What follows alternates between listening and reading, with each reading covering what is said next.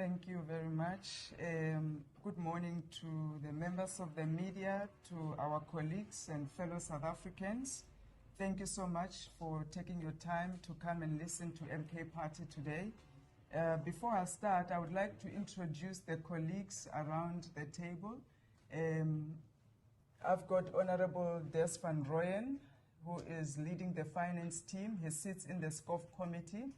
He is with Honorable Brian Molefe in the SCOF committee, so they are in charge of the finance portfolio. I also have Honorable Mwali. He is in the appropriations committee together with Honorable Wesley. They are the team that is in charge of appropriations. I have here with me on my left, Honorable Andile Mkitama. Most of you would know him. He is in the committee that's in charge of the constitutional reviews. As you would know that we've submitted our amendments as MK Party, and he is responsible to run with that process and ensure that the voices of our people are reflected in the new constitution that we're working on. Members, today, as the newly appointed Chief Whip of MK Party in the National Assembly, I would like to first start by extending my gratitude to the leadership collective of MK Party, especially to President Zuma for entrusting me with this critical role, and especially at this time in our party and in our country.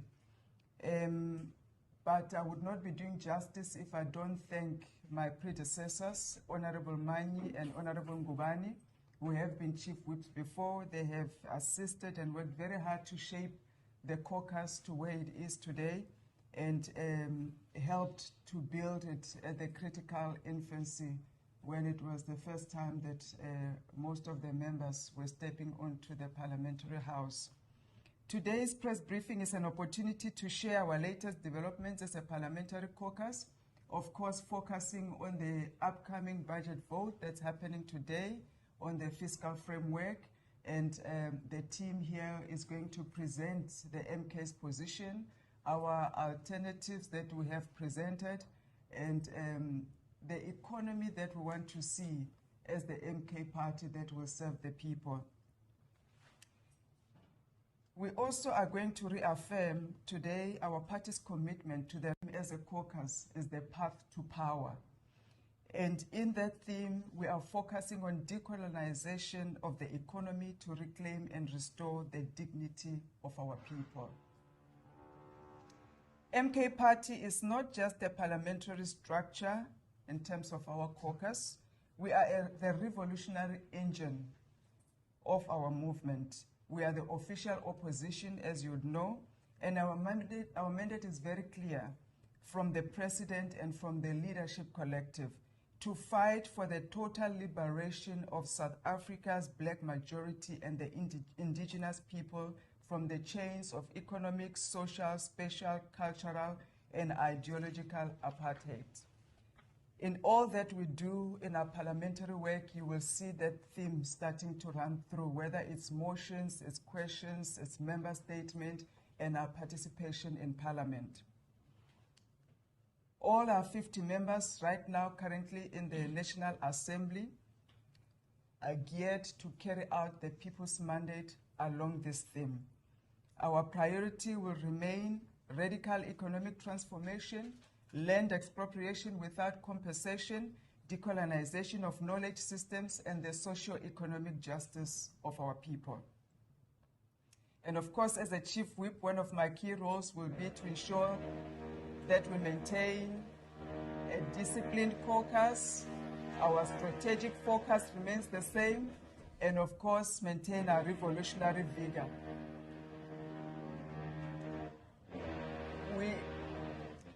Is the noise fine, or should we pause? They're attending to it. Should I proceed? Thank you. We hold constantly and firmly so, assertively so, the government of national unity to account for all its glaring failures that we see on a daily basis. And as the MK Caucus, we also present a very credible alternative. We are the government in waiting. And in that, 3 priorities that you will see we'll be focusing on as a caucus going forward: strengthening our parliamentary performance, using our motions strategically, using elements like the constitutional review strategically to advance the policies that are embedded in our constitution and in our people's mandate. We are going to enhance our public engagements, deepening our connection with our people, the traditional leaders, our chiefs, our indunas, our churches, our youth, our students, and all our communities at large around the nations. Our sectoral engagements will also be more pronounced with our business people, our churches, etc. And some of the things that you'll see us advocating a bit more loudly as a caucus is the nationalization of key industries, universal access to utilities for the majority of our people. We're advocating very sharply for the establishment of the state-owned bank, decolonization of the judiciary system, educational systems, the Ubuntu customary laws, and the Ubuntu-based jurisprudence. So those are the things that you'll start to see in our theme of the path to power. But today, we are here to focus on the finance team. They've worked very hard in this process to put together the MK's position in consultation with various stakeholders and, of course, our members, our supporters, and various sectors. And what they're going to present today is what we're going to argue very sharply in today's debate. And my closing remarks, and we'll engage further when we get to the questions and answers, is that as MK Party, we are going to remain the true voice for the people of South Africa. We are going to remain that vanguard of South Africa's liberation struggle. And the caucus has strengthened itself and sharpened itself to position us to do that and as the alternative government in waiting. Honorable Des, I will hand over to you, and then you'll take over from here with the team. When the team is done, we'll open up for the questions and answers. I thank you. Thank you very much, Comrade Chief Whip. Good morning, members of the Fourth Estate, and of course, good morning to our beloved South Africans. We must indicate from the word-go that as MK Party, we reject the 2025 fiscal framework. What we are going to present to you today is a truncated version, and our submission is captured in the report that will be tabled today. Face of growing unemployment, poverty, and inequality.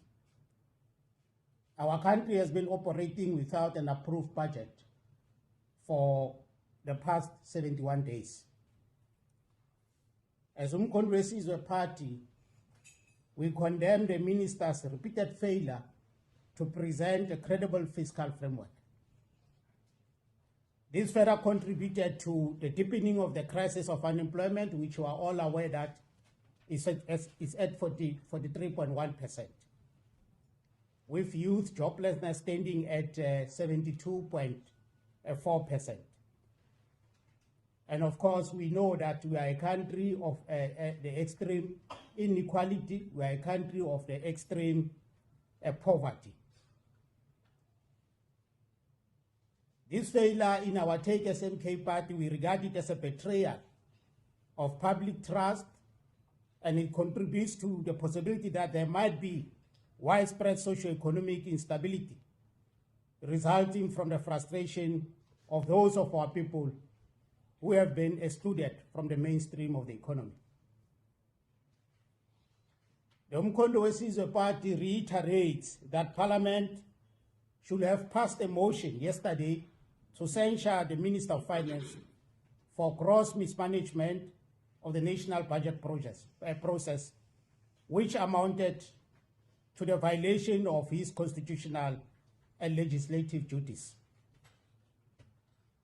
The fiscal framework that the so-called GNU is tabled on the 21st of May fails to recognize and respond to the fact that South Africa's economy only generates 249,000 jobs annually against 768,000 new labor market entrants. Additionally, the 2025 budget and the medium-term expenditure framework will fail to deliver the growth needed to meet the government's own medium-term development plan's GDP growth target of 3% by 2030. The so-called GNU aborted the regressive increase in VAT and its equally regressive subsequent fuel levy proposal disproportionately harm the poor, revealing a lack of empathy and a bankruptcy of visible solutions. Furthermore, both these measures are anti-growth. They dampen consumption spending, and they are also inflationary. Both measures are a brutal attack on the poor and working class of our country. In particular, the proposed fuel levy will increase transport costs, will increase food prices. It will benefit the wealthy and elite at the expense of the poor people that we represent in Parliament. And fuel levy will definitely perpetuate and deepens inequality. The 2025 fiscal framework is based on GDP growth projection of 1.4%, which has been condemned by most participants in the public participation process as being overly optimistic. The measures proposed in the 2025 fiscal framework will not set South Africa on a path to meet the medium-term development plan's 3% growth target by 2030. This, among other things, exposes the so-called GNU inability to respond to South Africa's humanitarian crisis of unemployment, poverty, and inequality. The budget is instead weaponized against the poor and utilized as part of the machinery to further impoverish unemployed and poor South Africans.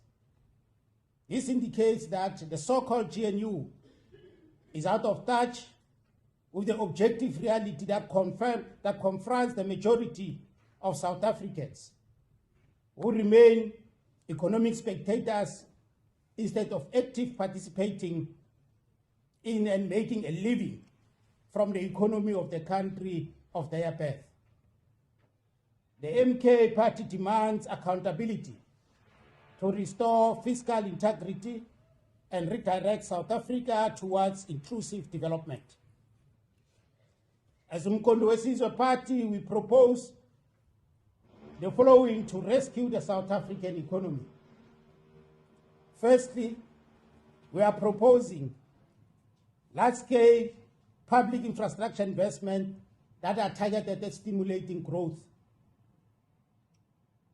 We are also proposing industrial policies to prioritize labor-intensive sectors. We are also submitting that the expansion of public employment programs like the Presidential Employment Stimulus and the Expanded Public Works Program must be looked at. We are also proposing the introduction of a wealth tax. Equally important, we are submitting as MK Party that we should be utilizing UIF or government employees' pension fund surpluses to kickstart our economy and set it on a growth trajectory instead of looking for loans from IMF.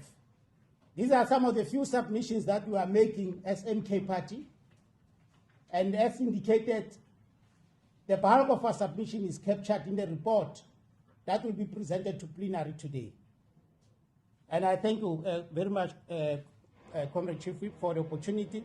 I think maybe to make sure that we cover our people at home, we can allow Honorable Mweli just to give a summary in the most popular vernacular language, so as our people are not left behind in our submission. Thank you very much.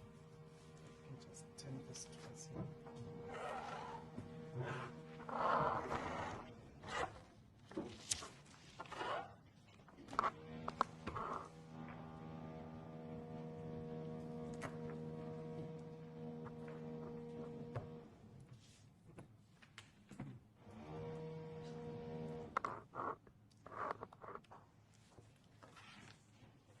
Angibingelela bezindaba, ngibingelela abantu bakithi base South Africa.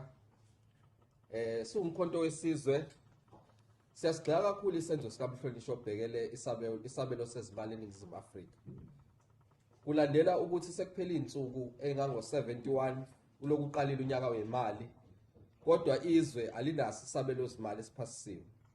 Lokhu kudedengu obukhulu futhi kuyichilo kubantu bakithi abahlele emakhaya abangasebenzi. Futhi kugqugquzela ukuphila ngokungalingani ezweni laseNingizimu Afrika. Njengomkhonto wesizwe siyagcizelela kakhulu futhi ukuthi bekufanele ngabe indlu yeshayamthetho isiphasisile isinqumo sokuthi siveze ukungamethembi umhlonishwa ophethe izabelo zimali zakuleli. Lokhu kulandela ukuthi aphule umthetho sisekelo ngokuthi bekufanele ngabe uma kushaya lesikhathi sesinaso isabelo zimali sesiphasisiwe. Lesabelo zimali salohulumeni ohlanganisile phecelezi esibiza ngeGNU. Sihlulekile ukubhekana nokuthi umnotho waseNingizimu Afrika kufanele ngabe ukhiqiza imisebenzi elingene u768,000.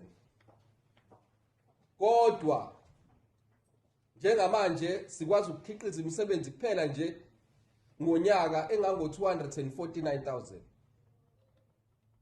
Lokhu kuyahluleka ukubhekana nenamba yabantu bakithi abahleli. Lokunyusa kwentela kaphethiloni kuzonyusa izindleko zezokuthutha, kuzonyusa izindleko zokudla, kuzonyusa izindleko zokuphila, ebese kuyagcizelela kakhulu ukuthi abantu baqhubeke ngokuphila ngokungalingani eNingizimu Afrika. Lokhu kuzophinde kwenyuse intengo yokuqhubeka, kuzonyusa intengo yokubhekana, kuzonyusa intengo yokubhekana nezimo zokuphila zabantu abaningi baseNingizimu Afrika abangasebenzi. So umkhonto wesizwe uyagxeka kakhulu lokho kuyisenzo sika Mhlonishwa obheke ukwabiwa kwezimali eNingizimu Afrika.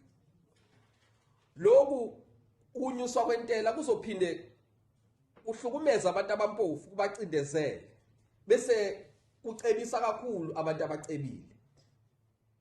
Kuyisinqumo esiqhubekisa phambili ukungalingani futhi sibhebhethekise izinkinga zezindleko zokuphila. Siwumkhonto wesizwe besithi sifuna uhulumeni ayibhekisise kabusha lo mgomo ononya awubeke eqhulwini. Akawubhekisise kahle nomthetho ononya abeke eqhulwini inhlala kahle yabantu bakithi. Futhi siyiqembu lomkhonto wesizwe sithi ngeke lime lingenzi lutho ngesikhathi abantu bakithi abampofu bejeziswa ngokuhluleka kwezinqubomgomo zikahulumeni ngomnotho. Sizolwela ikusasa labantu bakithi elingcono lapho abantu bakithi baseNingizimu Afrika bezobuyelwa umhlaba, bathola imisebenzi bese bebuyelwa isithunzi sabo. Ngiyabonga kakhulu. All right, thank you very much, Chief Whip. I think we have Tswana, we have Africans, those of you who want to pose questions in those other languages, we are more than ready to respond to your questions. Thank you very much.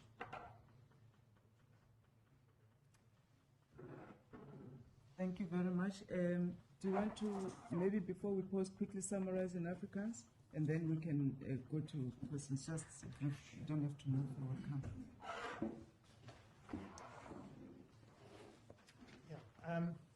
Goedemiddag allemaal. Suid-Afrika is al meer as 70 dae sonder 'n wettige begroting. Dis 'n grondwetlike krisis. Die minister het gefaal om 'n geloofwaardige fiskale raamwerk te bring en ons mense ly gevolge van sy wanbestuur. Werkloosheid is op 43,1%, jeugwerkloosheid is op 72,4%. Hierdie raamwerk is 'n doodsvonnis vir ons jong mense. Elke jaar betree 768,000 jong mense die arbeidsmark, maar daar is net 249,000 poste beskikbaar. Wat moet hulle eet? Waar moet hulle werk? Wat is hulle toekoms? En hulle draai aan drugs en geweld om 'n beter lewe vir hulself te maak. Die voorgestelde brandstofheffing sal vervoerkostes verhoog, kos duurder maak en ongelykheid verdiep. Die MK-party verwerp die belasting op die armes. Genoeg is genoeg. Stop die aanval op ons mense se lewensbestaan.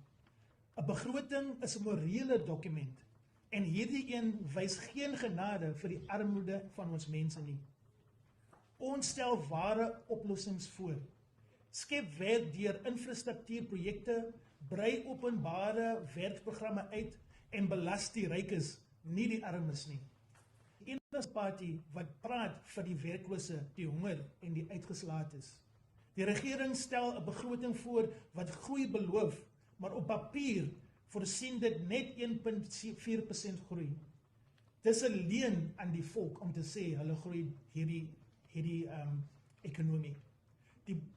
Die watse regering verhoog BTW na 'n pandemic soos 'n COVID pandemic, na beheerkrag en met 19 miljoen mense wat reeds van toelaas aanhaflik is. Hierdie fiskale raamwerk is nie 'n plan vir heropbou nie, dis 'n plan vir verdere verarming van die werklose meerderheid. Die MK-party sê, as daar geld is vir ministerial motors, hotelle en oorsee vlugte, dan is daar geld vir werk en vir kos vir ons mense. Die land moet teruggeneem word en dit moet gebruik word om ons mense uit armoede uit te vat. Die regering het geen plan om die werklike ekonomie te stimuleer nie. Geen plan vir plaaslike vervaardiging nie en geen plan vir jeugprogramme nie. Ons eis dat die oorskot van die werkloosheidsversekeringsfonds gebruik word om ons mense se lewens te red. Armoede is nie 'n statistiek nie. Dit is 'n realiteit van oumas wat hulle kleinkinders grootmaak sonder 'n inkomste. Ons mense laat lankal hul hoop in die stembus gelê, maar die stelsel is gebreek. En hierdie GNU is nie vir ons mense nie, dit is nie vir die armoede nie, is net vir die rykes en vir die elite. Dankie. All right, thank you very much, Chiefwood. I think we are done. Yes. You can see leswinene loko mi yingiserile mi nyike nkarhi lowu. We are demonstrating to you that the parliament is not a house for technocrats and elites, it's a house for the people, and we are all represented. MK party, we represent vanhu va hina hi ku angarhela, va fane va hi twa loko hi vulavula na vona. So hi va byerile namuntlha hi mhaka ya budget, ku swi vula yini ku ti-fuel levelet, swakudya swi ta ya henhla, mintirho yi ta va yi kala, na ti-transport ta va ti ri henhla. Vanhu va hina lava nga khomeka sweswiwani va nga koti na ku afforda nchumu, swi ta va tikela ku ya mahlweni. Kambe kona hi le ku hi lava ku hlamula swivutiso swa n'wina va mahungu. We are here to answer your questions now. We are going to open the floor for questions and answers, and we thank you so much for your time. You can manage that for us. All right. Okay, are we going to do it today? Please announce your name, your media house, and then the question that you have. Thanks, Ruby. Lindsay Denkina, Eyewitness News. Several questions. Firstly, how exactly does the party propose to introduce a wealth tax? We've heard Treasury say it's not something that is immediately workable. What exactly would your party want to see taxed? Is it assets? Is it land? Is it investments? The Chief Whip spoke about your program of action being land expropriation without compensation. We've seen an attempt in Parliament before fail. I don't know if that's part of your submissions to the CRC, but what is your plan of action for achieving that? Thirdly, it's been almost a year of the GNU, which you say has been a dismal failure. How would you rate your own performance as the official opposition in Parliament over the last year? And given the fact that you have been operating without your full complement, is that not problematic in terms of numbers in voting in the House? And what is your plan to fill those seats in the current window? I'll leave it there. Thank you. I think let's answer the questions first, and then we'll move on to the next question. I think it'll be the most practical. That's fine. We can do that. We'll leave the first question. Thank you so much, Lindsay. The first question, Honorable Des or Honorable Molefe, you can answer that. Land expropriation, Commander Andila will answer, and I will answer the last one. Yes, proceed. Okay, Honorable Fellow. Let's stop with you. Sir, come.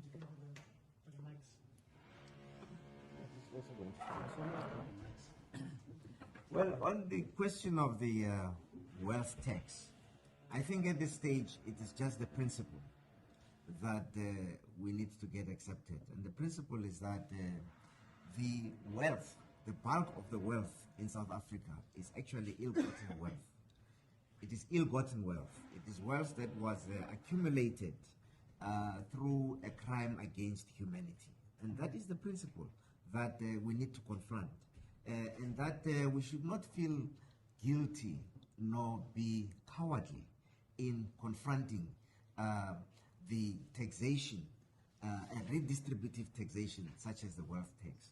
So once we have agreed on the principle, we can then go into the modalities of exactly how it is going to be done. There would be, I suppose, a consultation process of exactly how we would do it, whether it's through land or investments and so on.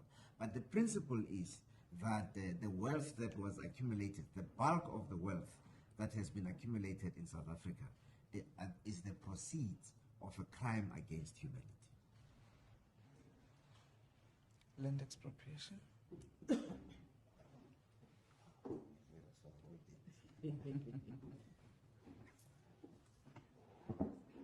Good morning to the members of the media.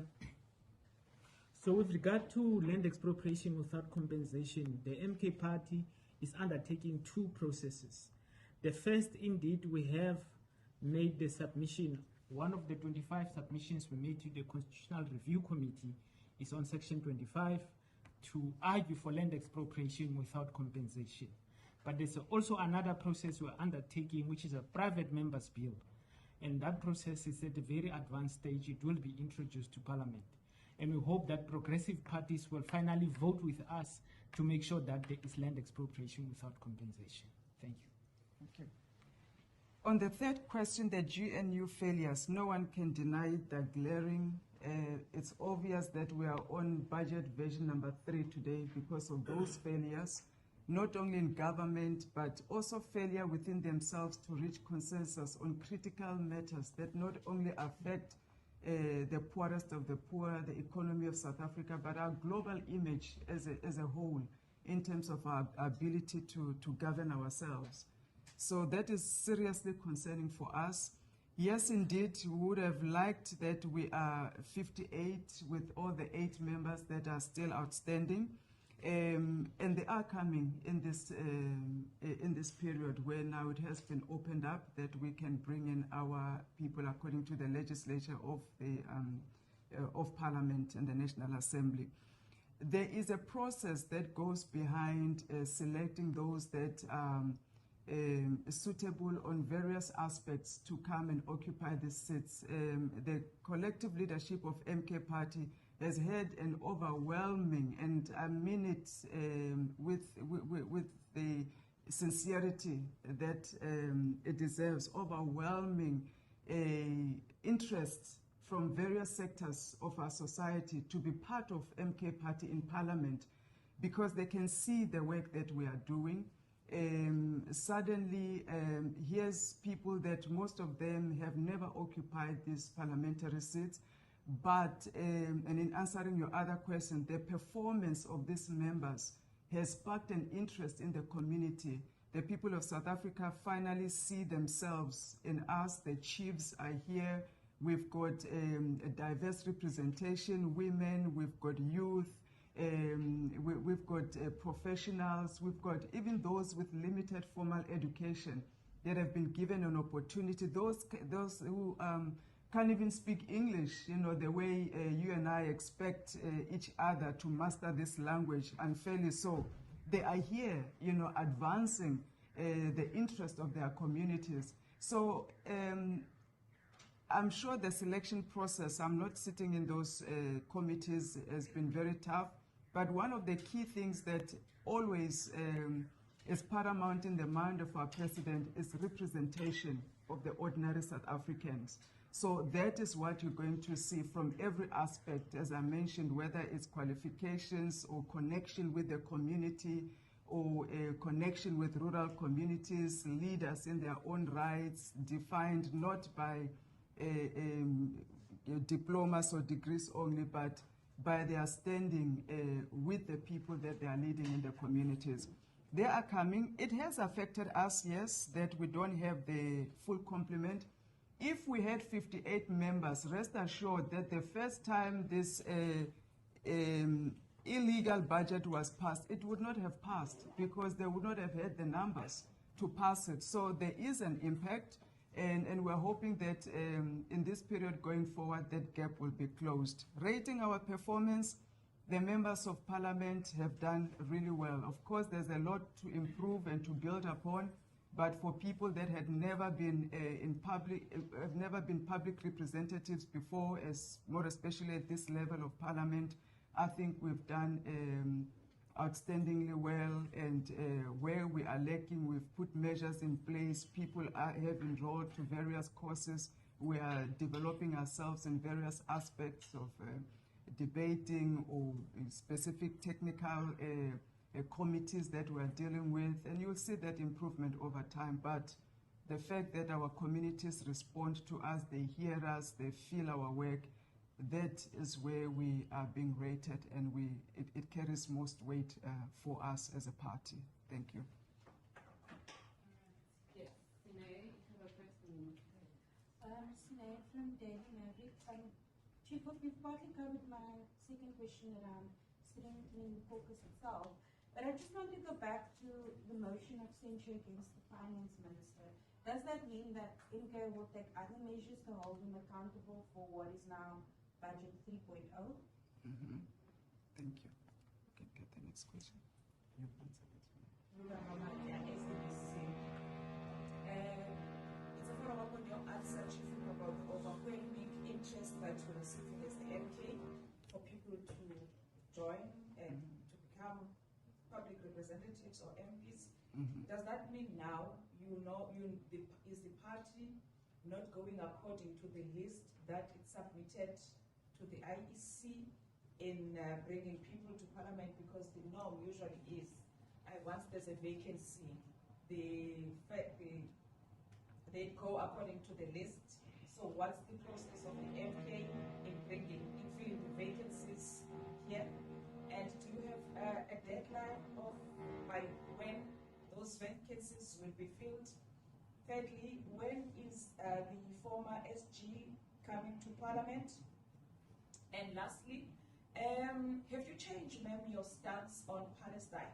You are surrounded by your party members who are wearing Palestinian scarves, and when you were in Johannesburg, you spoke against political parties that were in support of Palestine. You were anti-Palestine, but you've joined MK, who is pro-Palestine, looking at the branding that they are wearing here. What's your stance on that? Thanks. we have the last. No, thanks. My name is Thabo Mokoni. I work for the Sunday Times. I think I've been covered by Lula because I wanted to ask for an update on the status of Mr. Fu and Shibam. Yeah. Is he still headed here? When is he coming? And with the window closing on Friday, are you confident that you will meet that deadline to submit your rejigged or supplemented list? And are you at liberty to share some of the people or some of the names that you will be bringing in, the new people that you will be bringing in? Thank you. We'll start with the first question around the censure, motion of censure. Yes. Yes, indeed. Yesterday, the motion of censure, as envisaged by us as MK Party, didn't go through. But that doesn't mean this is the end of accountability or maybe exercising our oversight role as members of parliament. There are various processes that we will continue to take advantage of to hold the minister accountable. As we speak, the appropriation committee is busy dealing with the appropriation bill as well as the division of revenue bill. And those are two important bills that are at some stage used, in fact, are used as tools for oversight or also for holding the National Treasury accountable. But as indicated, as MK Party, we don't have confidence in the projected allocations, but also the revenue that are envisaged. Because the reality of the matter is that the basis of some of these projections is as we are indicating in our statement, is overly optimistic. And we don't think that that will, at the end of the day, ensure that some of the envisaged expenditures will be realized. Even some of the expenditures coming from National Treasury itself, they are not yet confirmed. In fact, they are referred to as provisional allocations. So you can't run a budget with provisional allocation without details of where are you going to allocate those money. But the real of the matter is that our comrades, both in appropriations committee as well as us in SCOP, we will be using those platforms to hold the National Treasury and the minister accountable. So that's but we will be working also with our people on the ground, because the real of the matter is that if you look at how this budget was approached, most of the submissions that are coming from the public has been ignored. I can tell you now with confidence that in the last round of public hearings, out of 18 submissions, written submissions made by various sectoral formations, they were all saying with one voice, away with fuel levy, don't introduce fuel levy. But they went beyond that and said, expand the zero rating basket. They went further and said, if you deal with personal income tax, adjust the tax brackets for inflation. And the result of the matter is that all those submissions were ignored. So it's clear that the public participation process is not something that is taken serious by this so-called GNU government. And as MK Party, we will be working with our people to make sure that we strengthen that element of our participatory democracy system, because we think that's an element that is being ignored. It's not only even those sectoral formations that submissions were ignored. You look also at the research think tanks that we are using, mainly here in Parliament, FFC and the Parliament Budget Office. Their inputs were ignored. So it's clear that public participation, if there's anything that we should be worried of as South Africans, public participation is not taken serious by this GNU government. And that's where as MK Party, we will be moving very strongly and mobilizing our society as part of our strategy of ascending power, because it's important that we work with our people as we obviously collapse this so-called GNU, because we have concluded as MK Party that GNU is not established, this so-called GNU is not established to serve the interest of our people, but is established to serve the interest of the wealthy, to serve the interest of the elite, at the expense of the masses of our people. So we'll be working with our people in as far as holding this parliament accountable, not only the Minister of Finance, but all other departments, because as you are aware, there are problems in municipalities, and then the country is just on the downward spiral. You know, we are going south. So obviously, it will take more than us as members of parliament, to resolve this situation. And hence, we will intensify our relationship with the masses of our people. Thank you. Thank you. Let me start with the Palestine question. MK Party stands for the two-state solution. That's the policy of the party. And we condemn the human rights issues that are taking place in Palestine. The death of women, the death of children, starvation, lack of basic necessities. There's not a mother, there's not a brother, a sister, anybody that can stand and watch that and think there's something good that's happening there. It's wrong and it needs to stop. We're speaking as MK Party on this issue all the time. There are motions that we're raising all the time in Parliament to speak against the human rights violations that are taking place. So that is where we are as a party. Now, on the issue of the list that was submitted, in the passage of time, a year, 12 months is too long. People move, people change their minds, people get other opportunities, etc. That's why you've got this period where it's called the review period. You review your list. It is not automatic that if you had a list 12 months ago, that list will be the one that goes, because things happen, life happens in between.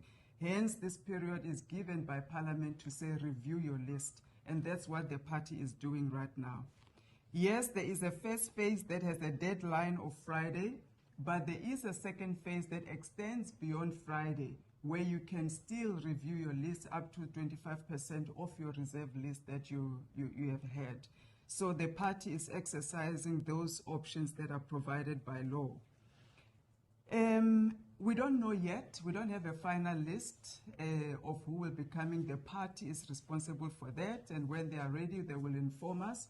Our job is then to do the administrative part of ensuring that we onboard the new members and, they are allocated to proper committees and they start to work and they're inducted. Former SG, we are waiting for the final list. Of course, all of us had the announcement that was made by the president last week in the press briefing.